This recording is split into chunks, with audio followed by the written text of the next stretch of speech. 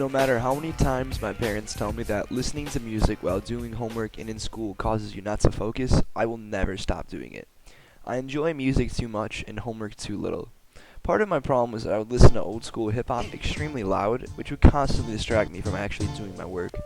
I would listen to artists such as Tupac, Eminem, Mobb Deep, Biggie, and Tribe Called Quest, and have been basically since I've been 6 years old. My love for hip hop is due in part because I have two older brothers who are huge hip hop fans. My brother Sam enjoys mainly classic hip hop, while my older brother Jack listens to more mind-numbing artists such as Birdman, Lil Wayne, and Lil B. Fortunately, I drifted more towards Sam's music taste rather than Jack's. So at the start of Intro to Graphic Design, I usually just shuffled my music on Spotify with no real specific limitations. Songs from Dr. Dre's The Chronic and Nas's Illmatic only scratched the surface for what I was blasting in my headphones each day I worked.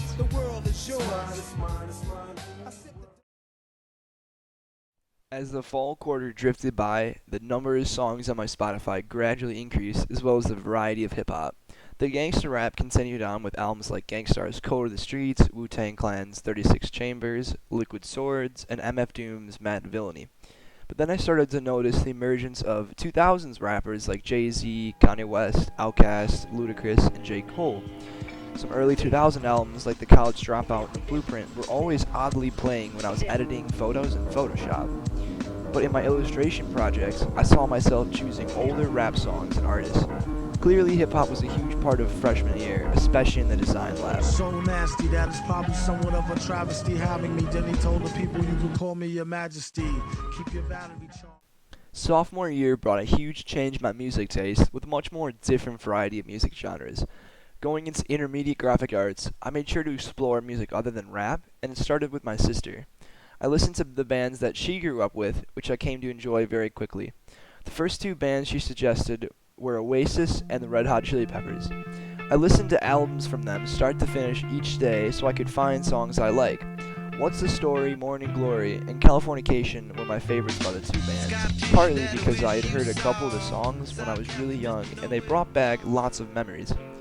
From then on, I continued to search for more and more different rock bands, old and new. During my branding work for A Critical Look, I discovered 79 new songs by Third Eye Blind, the Red Hot Chili Peppers, Oasis, The Grateful Dead, and Eric Clapton.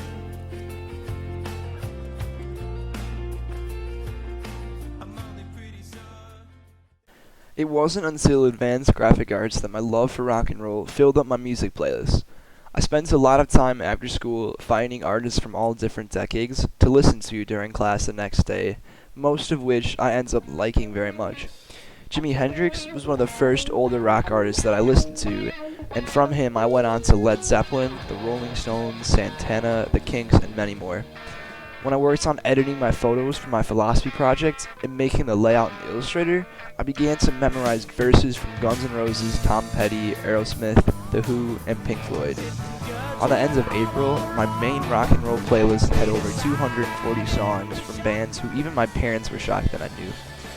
2 years of high school can really change a person's music taste significantly, but no matter where my music journey will take me, hip-hop will always be a huge part of my life, and hopefully rock as well.